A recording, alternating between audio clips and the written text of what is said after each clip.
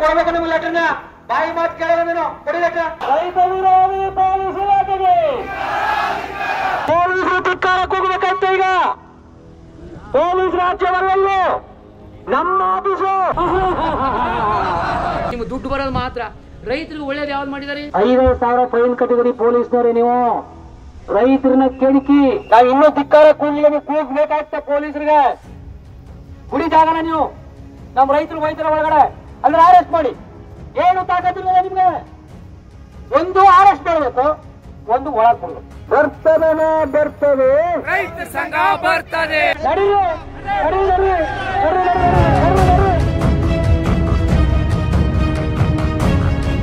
ನೀವು ನಮ್ಮನ್ನ ಇನ್ಸ್ಟಾಗ್ರಾಮ್ ಅಲ್ಲಿ ಫಾಲೋ ಮಾಡೋರಾಗಿದ್ರೆ ಅವ್ರಿಗೆ ಗೊತ್ತಿರುತ್ತೆ ಆಲ್ರೆಡಿ ಏನಾಗಿತ್ತು ಏನ್ ನಡೀತು ಅಂದ್ಬಿಟ್ಟು. ಆದ್ರೂ ಅವ್ರಿಗೆ ಫುಲ್ ಡೀಟೇಲ್ಸ್ ಗೊತ್ತಿರಲ್ಲ, ಅದಕ್ಕೋಸ್ಕರ ಈ ವಿಡಿಯೋ ಮಾಡ್ತಾ ಇದ್ದೀನಿ. ಏನಂದ್ರೆ ನೆನ್ನೆ ನಾವು ನಗರಕ್ಕೆ ಹೋಗಿದ್ವಿ. ಯಾವ ವಿಷಯವಾಗಿ?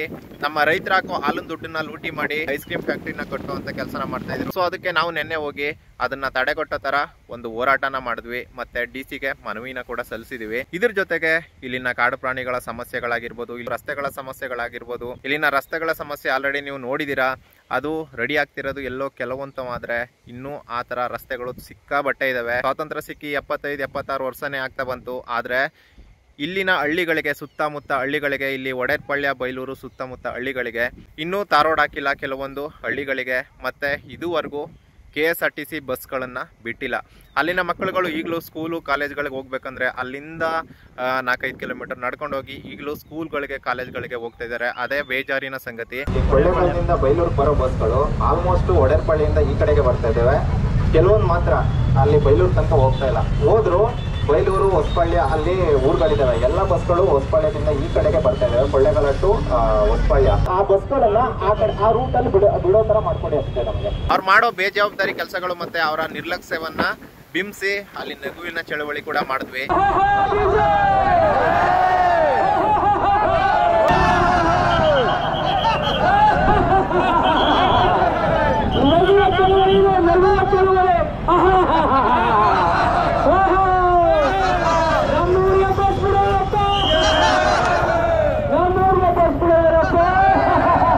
ಇವಾಗ ಟೈಮ್ 10 ಗಂಟೆ ಆಗಿದೆ. ನಾವು ವೇಟ್ ಮಾಡ್ಕೊಂಡು ಅಲ್ಲೇ ಇದ್ವಿ. ನೋಡ್ತಾ ನೋಡ್ತಾ ನಮ್ಮ ರೈತ ಸಂಘದವರೆಲ್ಲ ಆಲ್ಮೋಸ್ಟ್ ತುಂಬ ಜನ ಬರ್ತಾನೆ ಇದ್ರು. ನಾವು ಅಲ್ಲಿ ತನಕ ಅಲ್ಲಿ ಹೋರಾಟ ಮಾಡೋದಕ್ಕೆ ಏನೇನು ಬೇಕೋ ಎಲ್ಲನೂ ರೆಡಿ ಮಾಡ್ಕೊಳ್ತಾ ಇದ್ವಿ. ನ್ಯಾಯ ಕೇಳಕ್ ಹೋಗ್ಬೇಕಾರೆ ಒಂದು ಶಿಸ್ತು ಇರ್ಬೇಕು. ಗಲಾಟೆ ಮಾಡ್ಬೇಕಾದ್ರೆ ನೀವು ಹಂಗೆ ಹೋಗೋ.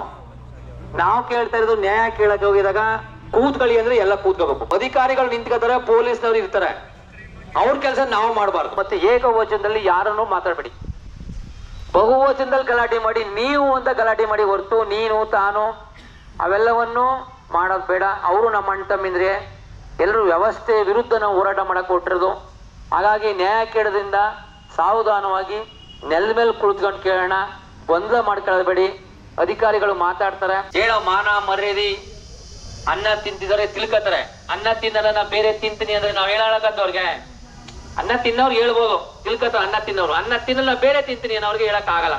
ಅವ್ರಿಗೆ ಬೇರೆ ತರ ದಾರಿ ಅದ, ಆ ದಾರಿಯಿಂದ ನಾವು ಪ್ರಯೋಗ ಮಾಡ್ಬೇಕಾಯ್ತೆ. ಹಸಿರು ಸೇನೆಗೆ, ರಾಜ್ಯ ಕಬ್ಬು ಬೆಳೆಗಾರರ ಸಂಘಕ್ಕೆ, ಜಿಲ್ಲಾ ಹಾಲು ಉತ್ಪಾದಕರ ಸಂಘಕ್ಕೆ, ಜಿಲ್ಲಾ ಪ್ರಗತಿಪರ ಸಂಘಟನೆಗಳಿಗೆ ಏಕೆ ಬೇಕು, ಏಕೆ ಬೇಕು, ಅದಕ್ಕಾಗಿ ಹೋರಾಟ, ಎಲ್ಲಿಯವರೆಗೆ ಹೋರಾಟ. ಓಕೆ, ಪ್ರತಿಭಟನೆ ಇಲ್ಲಿಂದ ಸ್ಟಾರ್ಟ್ ಮಾಡ್ತಾ ಇದ್ದೀವಿ. ಚಾಮರಾಜನಗರ IB-ಇಂದ DC ಆಫೀಸ್ವರೆಗೆ. ಅಯ್ಯಯ್ಯೋ ಸರ್ಕಾರವಂತೆ ಸರ್ಕಾರ, ಅಧಿಕಾರವಂತೆ ಅಧಿಕಾರ.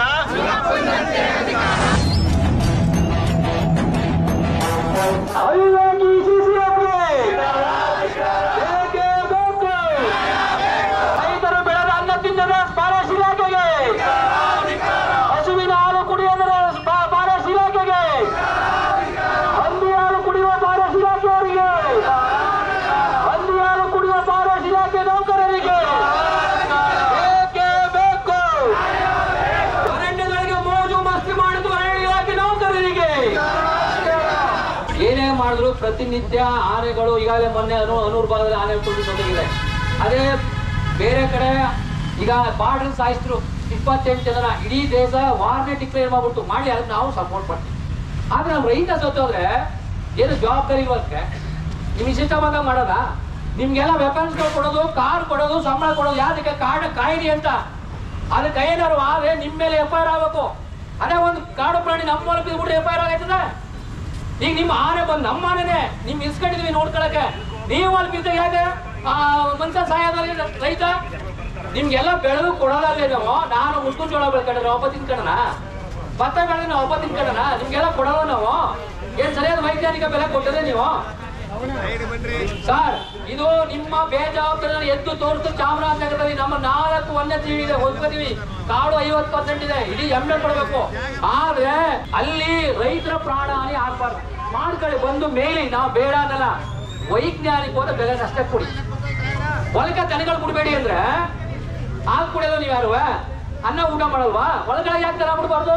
ಎಲ್ಲಿ ಆ ಕಾಡು ನಿಮ್ಮ ಅರಣ್ಯ ಇಲಾಖೆ ಇರಲಿಲ್ಲ. ಅವತ್ತು ನಾವು ಕಾಡೊಳಗಡೆ ವಾಸ ಮಾಡ್ತಿದ್ದು. ಪ್ರಾಮಾಣಿಕರಿಗೆ ನಾವು ಯಾವತ್ತಿದ್ರು ಸ್ವಾಗತ ಸುಸ್ವಾಗತ. ನಮ್ಮ ಪ್ರಾಣನಾರು ಕೊಟ್ಟು ನಿಮ್ಮೊಂದಿಗೆ ನಾವು ಇರ್ತೀವಿ. ಆದ್ರೆ ನಿಮ್ಮಲ್ಲಿ ಕೆಲವರು ಭ್ರಷ್ಟರಿದ್ದಾರೆ, ನಿಮಗೂ ಗೊತ್ತು. ಅದು ಪರಿಹಾರ ಕಡಿಮೆ ಆಯ್ತು ಅಂತ ಹೇಳಿ ಈಗ ರೈತ ಮುಖಂಡರು ತಾವೆಲ್ಲ ಹೇಳ್ತಾ ಇದ್ದಾರೆ. ಈ ವಿಚಾರವಾಗಿ ಮಾನ್ಯ ಅರಣ್ಯ ಸಚಿವರಿಗೆ ಈ ವಿಚಾರ ಅವರ ಗಮನದಲ್ಲಿದೆ. ಗುಂಡಿ ಮಾಡಿದ್ರೆ ಒಂದು ಗೇಟ್ ಹಾಕ್ಬೇಕು. ಗುಂಡಿ ನಡೀತಾ ಇದೆ, ನಡೀತಿದೆ, ಅದು ಗೊತ್ತು. ಅದೊಂದು ಮಾಡಿದ್ದಾರೆ. ಅಲ್ಲಿ ಚೂರು ಇನ್ನ ಕಂಪ್ಲೀಟ್ ಆಗಿದೆ, ಅಂದ್ರೆ ಮೇಯೋದಕ್ಕೆ ಹಸುಗಳನ್ನ ಕಾಡಿಗೆ ಬಿಡ್ತಾ ಇಲ್ಲ, ತಡೆದಿದ್ದಾರೆ. ಫಸ್ಟ್ ಎಲ್ಲ ಬಿಡ್ತಾ ಇದ್ರು. ಇವಾಗ ರೀಸೆಂಟ್ ಆಗಿ ಅಲ್ಲಿ ಏನು ದಾರಿ ಇದೆ ಅದನ್ನೆಲ್ಲ ಟ್ರಂಚ್ ಮಾಡಿ ಒಳಗಡೆ ಬಿಡ್ತಾ ಇಲ್ಲ. ಅದನ್ನ ಬಿಡ್ಬೇಕೆಲ್ಲ ರೈತರಿಗೂ. ಆದ್ರೆ ದನಗಳಿಗೆ ಯಾರು ರಿಸ್ಟ್ರಿಕ್ಷನ್ ಮಾಡಿಲ್ಲ. ಆ ರಿಸ್ಟ್ರಿಕ್ಷನ್ ಮಾಡಿದ್ರೆ ಅದು ಬೇರೆ ತರ ಆಗುತ್ತೆ. ಆ ವ್ಯವಸ್ಥೆ ಮಾಡಬೇಡಿ. ದನಗಳು ಕಾಡೊಳಗಡೆ ಮೇಯ್ಬೇಕು. ದನಗಳಿದ್ರೆ ನಾವು ನೀವೆಲ್ಲ ಇರೋದು. ಯಾಕಂದ್ರೆ ದನಗಳು ಗೋವಿದ್ರೆ ಗೋವು ಎಷ್ಟಿತ್ತು ಹಿಂದೆ, ಈಗ ಎಷ್ಟಿದೆ ನಿಮ್ಗೆ ಗೊತ್ತು. ಹಿಂದೆ ತೆಗೆದು ನೋಡಿ ಎಷ್ಟು ಗೋವುಗಳಿದ್ದು, ಎಷ್ಟು ದೊಡ್ಡಿಗಳಾಗ್ತಿರು. ಆಗ ಕಾಡಾಗಿತ್ತು ಅಂತ ಪರಿಶೀಲನೆ ಮಾಡಿ. ಆತರ ನೀವು ರೈತರಿಗೆ ತಡೆಯುವಂತ ವ್ಯವಸ್ಥೆ ಮಾಡಿದಾಗ ನಾವು ಕಾನೂನು ಕ್ರಮ ತಗೋಬೇಕಂತ ಕೈಗೆ. ಆ ವ್ಯವಸ್ಥೆಗಳನ್ನ ಮಾಡ್ಕೊಳಕ್ ಹೋಗ್ಬಿಡಿ.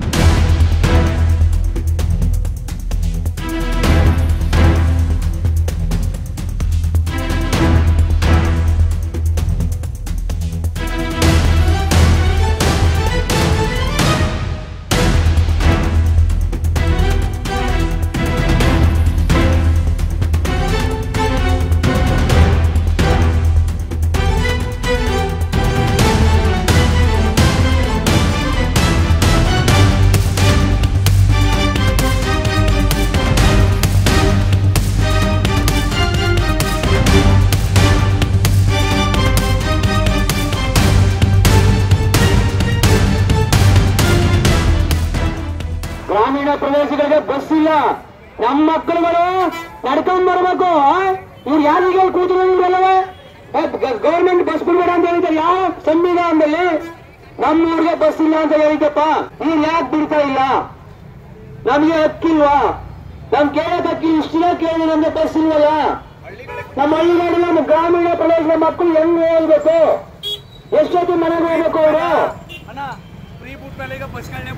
ಬಸ್ಗಳನ್ನೇ ಬಿಡ್ತಿದ್ದಾರೆ. ಗೌರ್ಮೆಂಟ್ ಫ್ರೀ ಬಿಟ್ಟು ತಗೊಳ್ಳಿ, ಆದ್ರೆ ನಮ್ಗೆ ಫ್ರೀ ಕೊಡಿ. ನಮ್ಮ ಮಕ್ಕಳಿಗೆ ನಾವು ಕೇಳಲು ಇನ್ಯಾದಕ್ಕೂ ಅಲ್ಲ, ನಮ್ಮ ಶಾಲಾ ಮಕ್ಕಳಿಗೆ ಓನಕ್ಕೋಸ್ಕರ ಅಷ್ಟೇ. ಹಿಂಗೇನ ಮೋಜು ಮಸ್ತಿ ಮಾಡುವಾಗ ಒಂದು ಲಡಸ್ ಗಾಡಿ ಬಿಡಿ. ನಮ್ಗೇನ ಗಾಡಿ ಬರಬೇಕು ಅಷ್ಟೇ. ಬಸ್ಸು KSRTC ಬಸ್ಸು ನಮಗೆ ಬರಬೇಕು.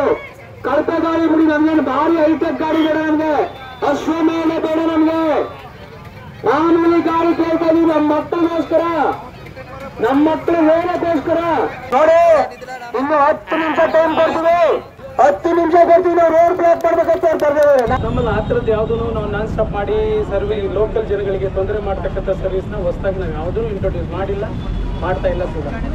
ಏನು ಯಾವ್ದಾದ್ರು ಸ್ಪೆಸಿಫಿಕ್ ಊರಿಗೆ ಬಸ್ ಇಲ್ಲ ಅಥವಾ ಇಂಥ ಕಡೆ ಸ್ಟಾಪ್ ಕೊಡ್ತಾ ಇಲ್ಲ ಅನ್ನೋದಿದ್ರೆ ಖಂಡಿತ ಅದ್ರ ಬಗ್ಗೆ ಕ್ರಮ. ಬಸ್ ಕೊಡಿ ಅಂತ ಬೇಡದಲ್ಲ, ನೀವು ಬಸ್ ಬಿಡಬೇಕು. ಎಲ್ಲಿಗೆ ಹೋಗಲ್ಲ, ಎಲ್ಲಿಗೆ ನಿಮ್ ಜವಾಬ್ದಾರಿ ಅದು. ನಾವು ಬೇಡ ಕುಂತಿಲ್ಲ, ನಾವು ಒತ್ತಾಯ ಮಾಡ್ತಾ ಇದೀವಿ. ಮುಂದಿನ ದಿನಗಳಲ್ಲಿ ಬಸ್ಗಳನ್ನ ಬಿಡೋ ಜವಾಬ್ದಾರಿ ನಿಮ್ದು. ಮಧ್ಯಾಹ್ನ DC ಅವ್ರು ಕರೀತಾರೆ, ಬಂದಿದೆ. ಹೋರಾಟ, ಯಾತಕ್ಕಾಗಿ ಹೋರಾಟ? ಕಾನೂನಂತೆ ಕಾನೂನು, ಆಫೀಸ್ ಅಂತೆ ಆಫೀಸು, ಕಾಪಿಗೆ ಬಾವ, ಗುಂಡಿಗೆ ಬಾವ, ಗುಂಡಿಗೆ ಬಾವ, ಬೂಟಿಗೆ ಬಾವ, ಓದೆ ಬದಲು, ಓದೆ ಬದಲು.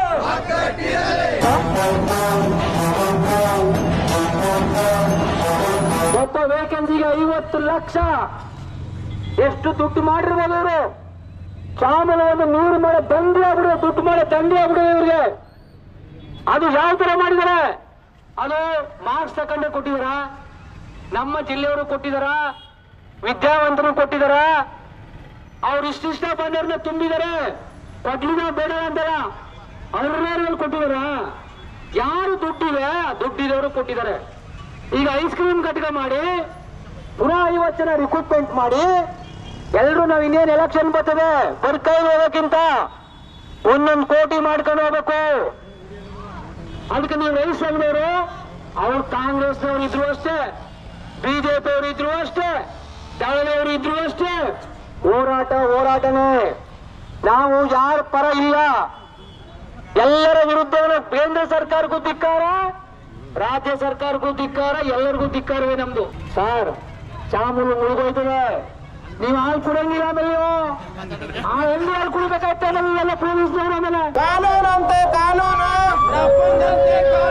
ಬರ್ತದೆ, ರೈತ ಸಂಘ ಬರ್ತದೆ, ಬರ್ತದೆ, ರೈತ ಸಂಘ ಬರ್ತದೆ, ತರ್ತದೆ, ಭಾರತ ಚೌಟಿ ತರ್ತಾರೆ.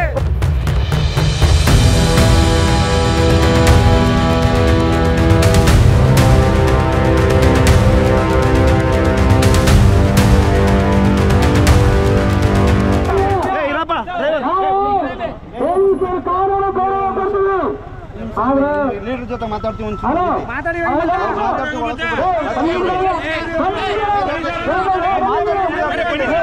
ಚಳುವಳಿ ಮಾಡೋದು ನಮ್ಮ ಹಕ್ಕು. ಇದು ತರದ ಕಾನೂನು ಭಂಗಲ್ವಾ? ನಮ್ ಚಳವಳಿಗೆ ನೀವು ತಡಿಬೋದಾ? ಯಾರು ಇದು ಕೊಡಿ ಪರ್ಮಿಷನ್? ಓಟಿಗ ಬರಗಡೆ ಒಂದು ಪರ್ಮಿಷನ್ ಕೊಡ್ರಿ, ನಾ ತಿಳಿಸ್ತೀನಿ. ಕೊಡಿ ಪರ್ಮಿಷನ್. ಸುಮ್ ಬಾಯಿ ಹೇಳಾಗಲ್ಲ, ಕೊಡಿ. ಯಾಕೆ ನಾವ್ ಕಳ್ರ? ನಾವ್ ಇನ್ನೂ ಧಿಕ್ಕಾರ ಕೂಗ್ಬೇಕಾಗ್ತ ಪೊಲೀಸರಿಗೆ. ಗುಡಿ ಜಾಗನ ನೀವು ನಮ್ ರೈತರು ಒಳಗಡೆ ಅಂದ್ರೆ ಅರೆಸ್ಟ್ ಮಾಡಿ. ಏನು ತಾಕತ್ತಿಲ್ಲ ನಿಮ್ಗೆ? ಒಂದು ಅರೆಸ್ಟ್ ಮಾಡಬೇಕು, ಒಂದು ಒಳಗ್ ಬಿಡ್ಬೇಕು. ಅದೇ ಸುಮ್ ಕೈ ದೊಡ್ಡ ಮುರಿಗಳ ಕೋಲ್ ಹೌಸ್ ಆಗಿಲ್ಲ ಆಟ ಆಡ್ರಿ ನೀವು. ನಾವ್ ಕೋಳಿ ಕೇಳ್ಕೊಂಡು ಮಸಾಲೆ ಆಡಿಲ್ಲ, ಕೋಳಿ ಕೇಳ್ಕೊಂಡು ಮಸಾಲೆ ಪೊಲೀಸರು ಕೇಳ್ಕೊಂಡು ಸ್ಟ್ರೈಕ್ ಮಾಡಲ್ಲ. ನಮ್ಗೆ ಹಕ್ಕದ ಹೋರಾಟ, ನಾವು ಹೋರಾಟ ಮಾಡ್ತೀವಿ. ಇಲ್ಲ ಸರ್ ಬರಲ್ಲ. ಪೊಲೀಸರು ಧಿಕ್ಕಾರ ಕೂಗಬೇಕಂತ. ಈಗ ಪೊಲೀಸ್ ರಾಜ್ಯವಲ್ಲೂ ನಮ್ಮ ಆಫೀಸು ಜಿಲ್ಲಾಧಿಕಾರಿ ಬರ್ತಾರೆ, ನಾಳೆ ಹೋಯ್ತಾರೆ, SP ಬರ್ತಾರೆ, ಹೋಯ್ತಾರೆ. ನಾವಿಲ್ಲೇ ಇರೋರು ಉಸ್ತುವಾರಿ ಸರ್ಕಾರ ಬತ್ತೆ, ಸರ್ಕಾರ ಹೋಯ್ತದೆ. ಯಾಕೆ ನಾವು ದುಷ್ಕರ್ಮಿಗಳ? ನೀವೆಲ್ಲ ಪೊಲೀಸ್ನವರು, ಜಿಲ್ಲಾಡಳಿತವರು ಹಣ ತಿಂದು ನಾವು ಬೆಳಗ್ಗೆ ಒಂಚೂರು ತಿನ್ಬೇಡಿ, ನೀವು ದುಡ್ಡು ಕೊಡ್ಬೇಡಿ ನಮ್ಗ. ಹಂಗ್ ಮಾಡ್ಕೊಳ್ಳ ನಾಳೆ ಹೊಟ್ಟೋತೀವಿ. ಅಲ್ಲ ನೀವೇ ಬನ್ನಿ, ಚಾಮೂಲ ನಾರ ಉಳಿಸ್ತೀನಿ ಮಾಡಿ ಹೊಟ್ಟೋತೀವಿ ನಾವು. ನಮ್ DC ಬೇಡ, ಯಾರು ಬೇಡ. ಬನ್ರಿ ನಾರ ಪೊಲೀಸ್ನವ್ರು ಬನ್ನಿ, ಮುಂದಿದ್ರೆ ಬನ್ನಿ, ನೀವೇ ಮಾಡಿ ಬನ್ನಿ. ಅಡ್ಲಾಗ ನಿಮ್ಮ ಕಿತ್ತಾಬಿಟ್ಟು ಒಳಗೆ ಹೋಗೋರು ಅಂತಲ್ಲಿ ಇಂಥ ದೊಡ್ಡಗಳು ಯಾರು ಮಾಡಿ, ರೈಫಲ್ಗಳು ಯಾರು ಮಾಡಿ ನಮ್ಮ ಬನ್ನಿ. ಇದ್ದಾಗ ನೀವು ಬಂದ್ರಿ ಬನ್ನಿ ಸರ್, ಬನ್ನಿ. ಯಾರ ಅಡ್ಡ ಹಾಕದಿರೋರು ಬನ್ನಿ, ಬನ್ನಿ, ಬನ್ನಿ.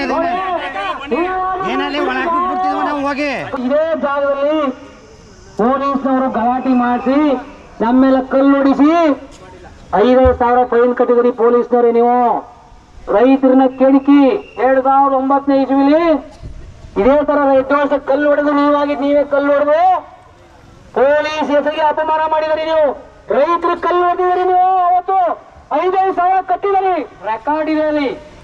ನ್ಯಾಯಾಂಗ ತನಿಖೆಯಾಗಿ ಎಲ್ಲ ಗಾಯ 5,000 ಫೈನ್ ಕಟ್ಟಿದ್ರಿ ನೀವು.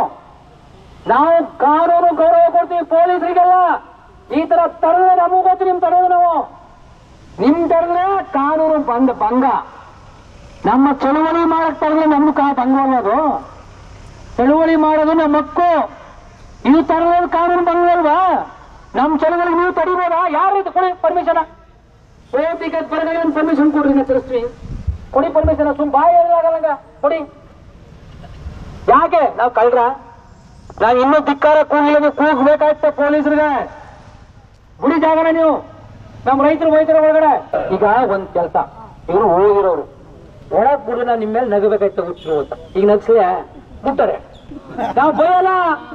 ಪೊಲೀಸ್ ನಗಿಸ್ತೀವಿ. ಈಗ ಕಕ್ಕೊಂಡ್ ನಗಬೇಕಾಯ್ತ. ಈಗ ನೀವು ಬುಡಿಯಲ್ಲಿ ನಾವೇನು ಮಾಡ ಬುಡಿ ಫೋಟೋ ಬಿಡಿ ಸರ್, ನೀವು ಬಿಡಿ ಒಳಗೆ ಕಳಿಸಿ ನೋಡಿ. 1 ನಿಮಿಷ. ಯಾಕೆ ಸರ್? ನಿಮ್ಮ ನಾವು ಗೌರವ ಕೊಟ್ಟಿದೀವಿ, ಪೊಲೀಸ್ ಇಲಾಖೆಗೆ ಗೌರವ ಕೊಡ್ತೀವಿ. ನಡೀರಿ ಒಳಗಡೆ, ನಡೀರಿ, ನಡೀರಿ, ನಡೀರಿ, ನಡೀರಿ, ನಡೀರಿ, ನಡೀರಿ, ನಡೀರಿ. ಅಲ್ಲಿ ಆಲ್ಮೋಸ್ಟ್ ಎಲ್ಲರೂ ನಮಗೆ ಸಪೋರ್ಟ್ ಮಾಡ್ತಾಯಿದ್ರು. ಅಲ್ಲಿ ಕೆಲವರು ಪೊಲೀಸ್ನವರಿದ್ದರು. ಅಲ್ಲಿ ನೋಡಿ ನಾವು ಮೈಕಲ್ಲಿ ಮಾತಾಡ್ತಾ ಇದ್ರೆ ಮೈಕನ್ನೇ ಬಂದು ಆಫ್ ಮಾಡ್ತಾಯಿದ್ರು. ನೀವು ಇಲ್ಲಿ ಮೈಕಲ್ಲಿ ಮಾತಾಡೋಗಿಲ್ಲ, ಮಾತಾಡೋಕ್ಕೆ ರೂಲ್ಸ್ ಇಲ್ಲ ಅಂದ್ಬಿಟ್ಟು.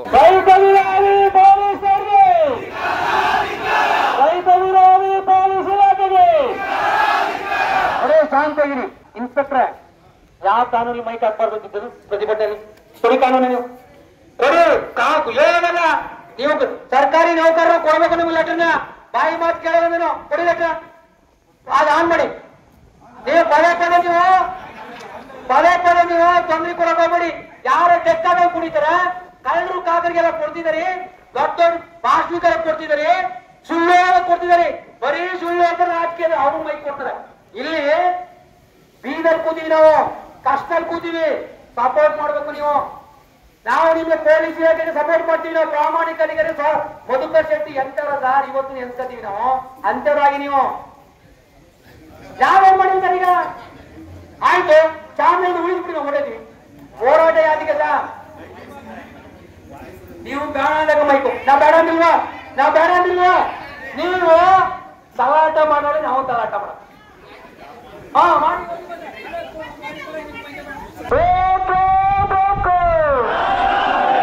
ರೈತ ವಿರೋಧಿ ಕಾನೂನು ಎಂದಿಗೆ, ಅವಿವೇಕಿ ಕಾನೂನು ಎಂದಿಗೆ. ಸರ್, ಚಾಮೂಲ್ಗೆ ಐಸ್ ಕ್ರೀಮ್ ಘಟಕ ಬೇಕಾ ಅಂತ ಒಂದು ಪ್ರಶ್ನೆ ಈಗಾಗಲೇ ಲಾಸಲ್ಲಿದೆ. 25ರಿಂದ 30 ಕೋಟಿ ಲಾಸಲ್ಲಿದೆ. ಹಾಗಾಗಿ ಪುನಃ ಇವರು ನಿಮ್ಮ ಪತ್ರಿಕಾ ಮಾಧ್ಯಮಗಳಿಗೆ ಸಾಲ ಇಲ್ಲ, ನಮ್ಮ ಹತ್ರ ದುಡ್ಡಿದೆ ಅಂತ. ಅಲ್ಲಿ ರಿಸರ್ವ್ ಫಂಡ್ ಅದು ಯಾವುದೇ ಕಾರಣಕ್ಕೂ ಮುಟ್ಟಬಾರ್ದು 17 ಕೋಟಿನ. ಜೊತೆಗೆ ಇವರು ಏನು ಆಕ್ಸಿಸ್ ಬ್ಯಾಂಕ್ಗೆ 40 ಕೋಟಿ ಸಾಲ ಬರೆದಿದ್ದಾರೆ. ಜೊತೆಗೆ 1 ರೂಪಾಯಿನ ಕಡಿಮೆ ಮಾಡಿ 3 ಕೋಟಿ ಲಾಭ ಮಾಡಿ 80 ಲಕ್ಷ ಬೋನಸ್ ಹಂಚ್ಕೊಂಡಿದ್ದಾರೆ. ಇವರು ಏನೀಗ ಎಲ್ಲ ಇಲಾಖೆಗಳಲ್ಲೂ ಕೆಲಸಕ್ಕೆ ಖಾಲಿ ಇದೆ, ಆದರೆ ಚಾಮೂಲಲ್ಲಿ ಮಾತ್ರ ಎಕ್ಸೆಸ್ ಇದೆ. ಈಗಲೂ ಐಸ್ ಕ್ರೀಮ್ ಘಟಕ ಅವ್ರು ಬೇಕಾಗಿಲ್ಲ. ಐಸ್ ಕ್ರೀಮ್ ಘಟಕ ಮಾಡಿ ಅದಕ್ಕೆ ರಿಕ್ರೂಟ್ಮೆಂಟ್ ಮಾಡಿ ಎಲ್ಲರೂ 1 ಕೋಟಿ ಲಾಭ ಮಾಡೋಕ್ಕೆ ಈಗಾಗಲೇ ಇಷ್ಟೆಲ್ಲ ಹೋರಾಟ ನಡೆಯುವ ನಾವು ಮಾಡ್ತೀವಿ ಅಂತ ಹೇಳ್ತಾ ಇದ್ದಾರೆ. ಮಾಡಲಿ, ಹೆಂಗೆ ಮಾಡ್ರೆ ನಾವು ನೋಡ್ತೀವಿ. ಜಿಲ್ಲಾಧಿಕಾರಿಗಳು ಮಧ್ಯಪ್ರವೇಶ ಮಾಡಿ ಎಲ್ಲಿ ಐಸ್ ಕ್ರೀಮ್ ಘಟಕ ಇದೆ, ಎಲ್ಲಿ ಲಾಸಲ್ಲಿದೆಯಾ, ನಮಗೆ ಅದು ಬೇಕಾ ಚಾಮರಾಜನಗರಕ್ಕೆ. ಈಗ ಏನು 7 ಲಕ್ಷ ಲೀಟ್ರ್ ಹಾಲು ಬರ್ತಾ ಇದೆ, ಈ ಸ್ಥಳಕ್ಕೆ ಬೇಕಾ.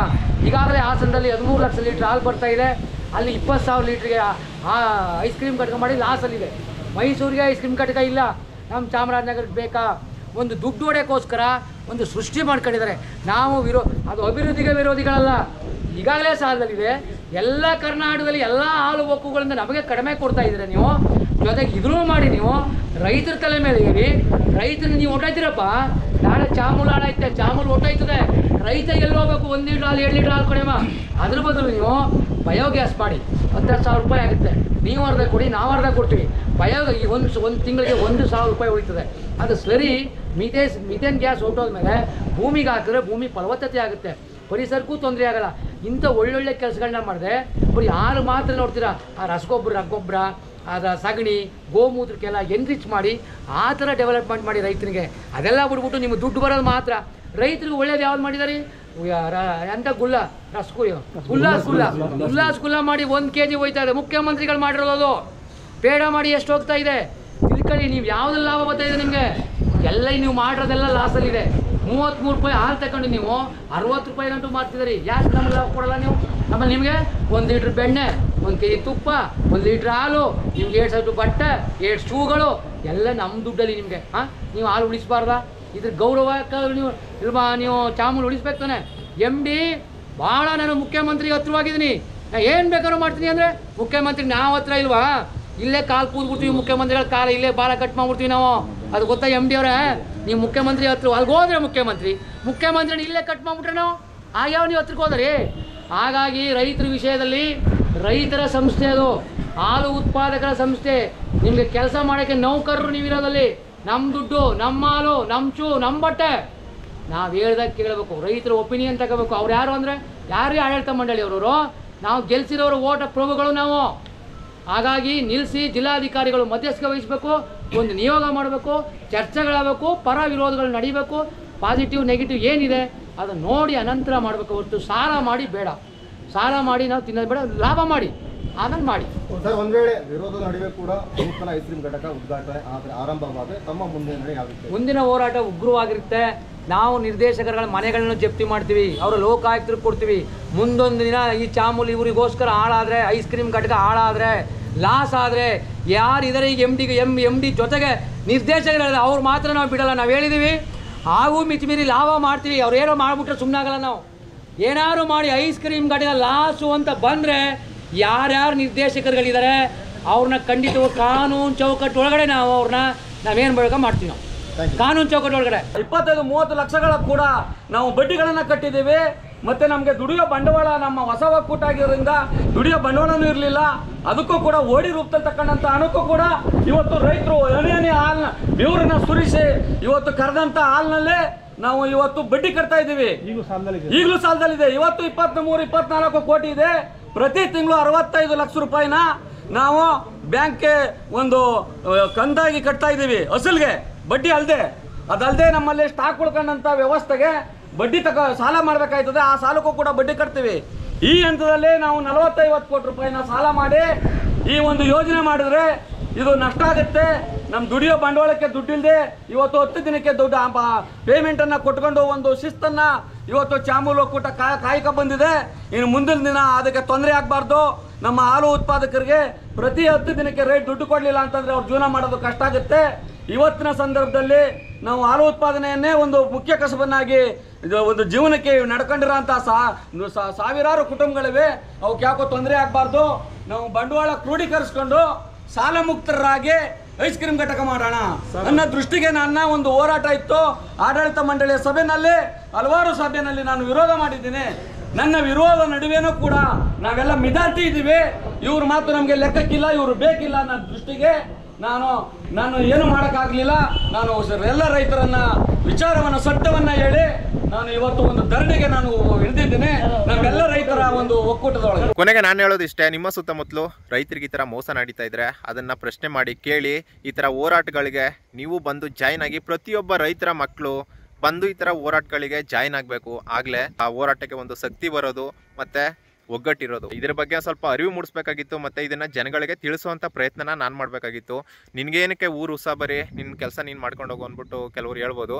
ಸೊ ಇಲ್ಲಿ ಜನ ಕೇಳ್ತಾರೆ ನನ್ನನ್ನು. ಎಲ್ಲರೂ ಹೋಗಿ ರಾಜಕಾರಣಿಗಳನ್ನು ಕೇಳಿದ್ರೆ ಇಲ್ಲಿ ಸುತ್ತಮುತ್ತ ಜನಗಳು, ಮುಗ್ಧ ಜನಗಳು ನನ್ನನ್ನು ಕೇಳ್ತಾರೆ, ಈ ರೋಡ್ ಮಾಡಿಸ್ಕೊಡಿ, ಇಲ್ಲಿ ತೊಂದರೆಗಳು ಏನೇನಿದೆ ಅದನ್ನೆಲ್ಲ ಸ್ವಲ್ಪ ಹೇಳಿ ಮಾಡಿಸ್ಕೊಡಿ ಅಂದ್ಬಿಟ್ಟು ನನ್ನ ಕೇಳ್ತಾರೆ. ಅದಕ್ಕೋಸ್ಕರ ಜನಗಳು ಕೇಳ್ತಾರೆ ಅನ್ನೋದಕ್ಕೋಸ್ಕರ ನಾನು ಈ ಥರ ವಿಡಿಯೋಗಳನ್ನು ಮಾಡ್ತೀನಿ. ಮತ್ತು ಇದನ್ನು ಜನಗಳಿಗೆ ತಿಳಿಸೋವಂಥ ಕೆಲಸನ ನಾನು ಮಾಡ್ತೀನಿ ಹೊರತು ನಾನು ವಿಡಿಯೋ ಮಾಡೋದ್ರಿಂದ ಇಲ್ಲಿನ ಜನಗಳಿಗೆ ಹೆಲ್ಪ್ ಆಗುತ್ತೆ ಅಂದರೆ ಅದು ಮಾಡೋದ್ರಿಂದ ಏನು ತಪ್ಪು. ನೀವು ಅಷ್ಟೇ ರೈತರ ಮಕ್ಕಳುಗಳು, ಯುವಕರುಗಳು, ನಿಮ್ಮ ಊರುಗಳಲ್ಲಿ, ನಿಮ್ಮ ಊರಿನ ಸುತ್ತಮುತ್ತ ಏನೇನು ಪ್ರಾಬ್ಲಮ್ಸ್ಗಳಿದೆ, ಏನೇನು ತೊಂದರೆಗಳಿವೆ ಅದನ್ನೆಲ್ಲ ನೀವು ಜನಗಳಿಗೆ ತಿಳಿಸೋವಂಥ ಕೆಲಸನ ಮಾಡಬೇಕು. ಆಗಲೇ ಅದನ್ನು ಕೆಲಸ ಮಾಡೋವಂಥ ಅಧಿಕಾರಿಗಳಾಗಲಿ ರಾಜಕಾರಣಿಗಳಾಗಲಿ ಆ ಕೆಲಸನ ಬೇಗ ಮಾಡಿಸ್ಕೊಡೋದು. ಈ ವಿಡಿಯೋಯಿಂದ ಸ್ವಲ್ಪ ಇನ್ಫಾರ್ಮೇಷನ್ ನಿಮಗೆ ಗೊತ್ತಾಗಿದೆ ಅಂತ ಅನ್ಕೋತೀನಿ. ಓಕೆ, ಇದಿಷ್ಟು ಈ ವಿಡಿಯೋ ಆಗಿತ್ತು. ನೆಕ್ಸ್ಟ್ ವಿಡಿಯೋದಲ್ಲಿ ಇನ್ನೊಂದು ಅಡ್ವೆಂಚರಸ್ ವಿಡಿಯೋ ಜೊತೆ ಸಿಗ್ತೀನಿ. ಅಲ್ಲಿ ತನಕ ಎಲ್ರಿಗೂ ta-ta, bye bye, take care, love you, bye.